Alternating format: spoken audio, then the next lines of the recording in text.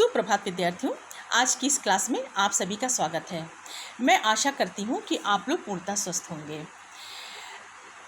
विद्यार्थियों, अपनी पिछली क्लास में हम लोगों ने भाषा कौशल के विषय में अध्ययन किया था और भाषा कौशल यानी लैंग्वेज स्किल के अंतर्गत हम लोगों ने श्रवण कौशल को विस्तृत रूप में पढ़ा था। तो आज हम उसी क्रम में आगे बढ़ते हुए अपने अगले कौशल को लेते हैं, यानी कि आज का जो हमारा कौशल है वो है पठन कौशल यानी कि रीडिंग स्किल।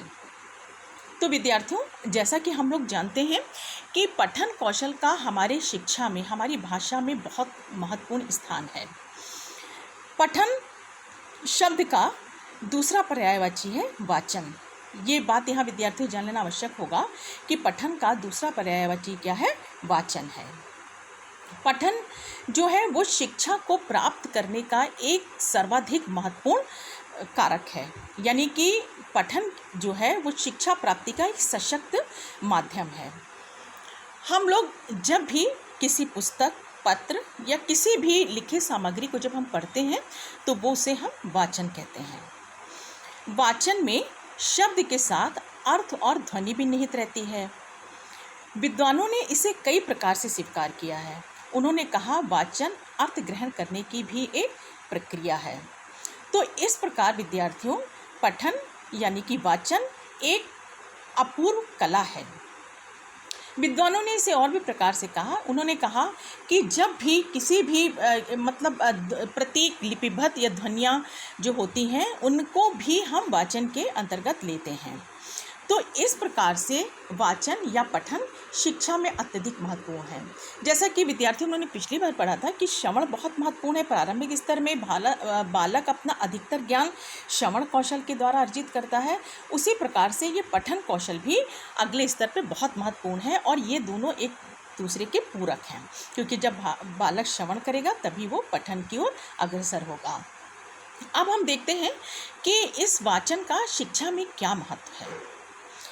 तो वाचन कौशल का शिक्षा में बहुत महत्वपूर्ण स्थान है, यानी कि जो वाचन है हमारा या पठन है ये शिक्षा में बहुत महत्वपूर्ण है।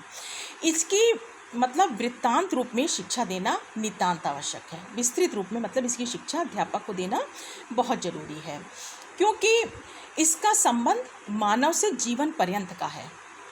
यानी कि जब तक मनुष्य का जीवन है तब तक क्या है? वाचन की आवश्यकता, यानी हर पग पर मानव को वाचन की आवश्यकता पड़ती है।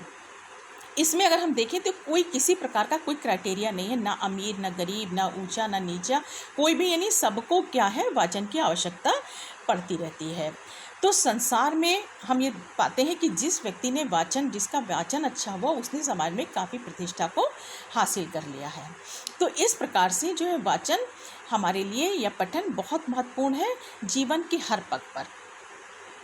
अगर हम शिक्षा के संदर्भ में देखें तो विद्यालय में जितनी प्रकार के कौशल की शिक्षा दी जाती है उनमें सर्वाधिक महत्वपूर्ण कौशल पठन है।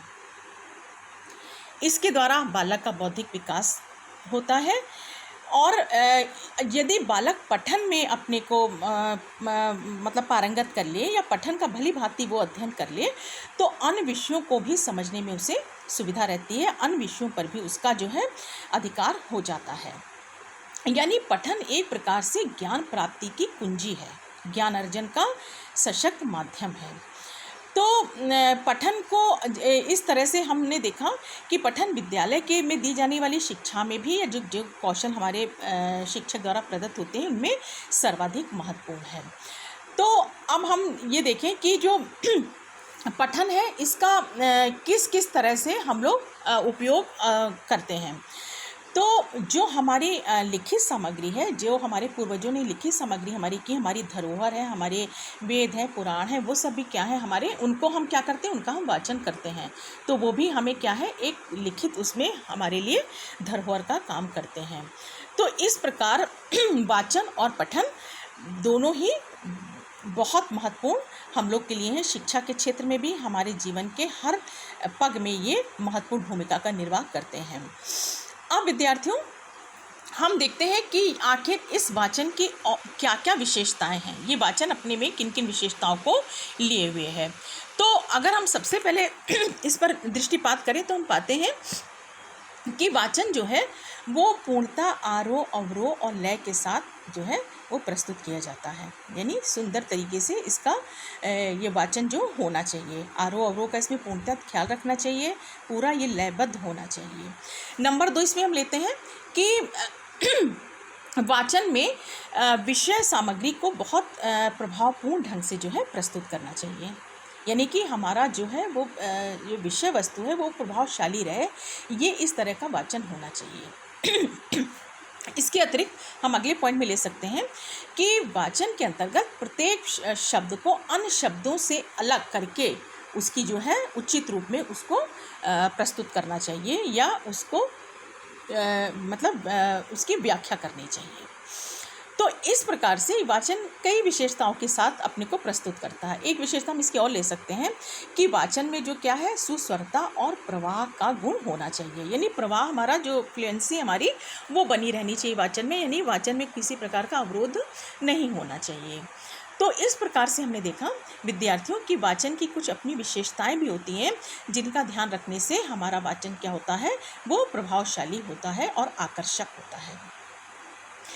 इस वाचन की विशेषताओं के बारे में अध्ययन करने के बाद अब हम इनके कुछ उद्देश्यों को भी निरूपित करेंगे कि आखिर वाचन जो हमारा है ये किन किन उद्देश्यों को लेकर के या किन उद्देश्यों को लेकर अपने अंदर ये समाहित किए हुए हैं। तो इसके अंदर का जैसा कि अभी हम लोग बात कर रहे थे कि वाचन एक प्रकार की कला है, ये ज्ञान अर्जित करने की कुंजी है, बहुत महत्वपूर्ण साधन है, सशक्त माध्यम है हमारी शिक्षा को ग्रहण करने का या ज्ञान को अर्जन करने का। तो विद्यार्थियों अगर हम गौर करें तो यही सब इनके उद्देश्य होते हैं वाचन के, जिनको हम इस तरह से अगर क्रमबद्ध तरीके से देखना चाहें तो हम देख सकते हैं कि वाचन का उद्देश्य हमारे आखिर क्या है। यानी कि बालकों को ज्ञान की पूर्ति कराना। और नंबर 2 पे हम ले सकते हैं कि बालकों को अक्षर उच्चारण और शब्द उच्चारण में निपुण बनाना। यानी कि बालक जो है एक एक अक्षर का उच्चारण और एक एक शब्द का उच्चारण क्या करें, शुद्ध रूप से करें। फिर हम अगला बिंदु इसमें ले सकते हैं कि इसका उद्देश्य ये है कि बालक को स्वर पूर्ण स्वर के साथ, पूर्णता स्वर के साथ या आरोह अवरोह के साथ विषय वस्तु को व्यक्त करने के योग्य बनाना। यानी बालक जब भी अपनी विषय वस्तु को या किसी पाठ्य वस्तु को जब वो प्रस्तुत करे तो पूरे आरोह अवरोह और लयबद्ध तरीके से वो प्रस्तुत करे, ये वाचन का उद्देश्य होना चाहिए। तो जब वाचन बालक को अक्षर उच्चारण में, शब्द उच्चारण में बिल्कुल निपुण बना देगा तो निश्चित रूप से बालक जो है उसको आरोह अवरोह उसको लयबद्ध तरीके से प्रस्तुत कर लेगा। इसके अलावा बालक को इतना अभ्यस्त कर देना कि जब वो वाचन अपना प्रस्तुत करे तो वो क्या हो, प्रभावशाली हो। यानी उसका प्रभाव जो है श्रोता, सुनने वालों पे अमिट रूप से पड़ जाए। इसके अतिरिक्त बालक को इस योग्य बनाना, वाचन के द्वारा बालक को इस तरह का बनाना, इस तरह की क्षमता उनमें पैदा कर देना कि बालक जो है, जो वाचन सामग्री है, जिस सामग्री का विषय वस्तु का वो वाचन करने जा रहा है, उसके संपूर्ण भाव को समझते हुए उसी के अनुरूप वो अपनी जो है भाव भंगिमाओं को भी सम्मिलित करे अपने वाचन में। तो इस तरह से, क्योंकि किसी भी विद्यार्थियों आप जानते हैं कि जब भी हमारा कोई वाचन होता है और जिस संदर्भ में होता है, अगर उसके अनुकूल, उसके अनुसार हमारे भाव भंगिमाएं नहीं होंगी, यानी कि फेस एक्सप्रेशंस नहीं होंगे, तो वो वाचन हमारा क्या होगा, वो प्रभावशाली नहीं होगा, प्रभावी नहीं होगा, दूसरों पर प्रभाव डालने में वो सक्षम नहीं होगा। तो इस प्रकार से हमने देखा कि वाचन के ये उद्देश्य हैं जो कि विद्यार्थियों में जिनको विकसित करना अति आवश्यक है। इसके अलावा एक हम पॉइंट और इसमें डिस्कस कर सकते हैं कि बालक को इस योग्य बनाना कि वो सार्थक शब्दों के अर्थ को समझते हुए उसे बोधगम्य बना करके प्रस्तुत करें। यानी जो सार्थक शब्द, अगर निरर्थक शब्द है, बालक इस योग्य हो जाए कि अगर कोई निरर्थक शब्द उसको लगता है तो वो उसका वाचन ना करे, सार्थक शब्दों का वाचन करे, उसके भाव को समझे, उसके अर्थ को समझे और तब वो उनका प्रस्तुतिकरण करें। तो विद्यार्थियों, इस प्रकार से हमने देखा कि पठन वाचन क्या है, इसका क्या भाव है, ये किस उद्देश्य से निर्मित किए गए हैं, इनका क्या महत्व है शिक्षा में हमारे लिए, ये किस तरीके से महत्वपूर्ण है, इनकी विशेषताएं क्या हैं, मतलब कौन सी विशेषताएं लेकर ये अपने में जो है इसको प्रस्तुत करने में सहायक होते हैं, और इनके उद्देश्य क्या हैं, कौन कौन से उद्देश्यों को लेकर ये वाचन जो है हमारा शिक्षण यानी वाचन कौशल जो है वो निर्मित किया गया है। तो विद्यार्थियों, आज की क्लास में हमने देखा कि पठन कौशल यानी वाचन कौशल क्या है, इसकी क्या क्या विशेषताएं हैं, ये क्यों महत्वपूर्ण है और ये किन किन उद्देश्यों को अपने अंतर्गत समाहित किए हुए हैं।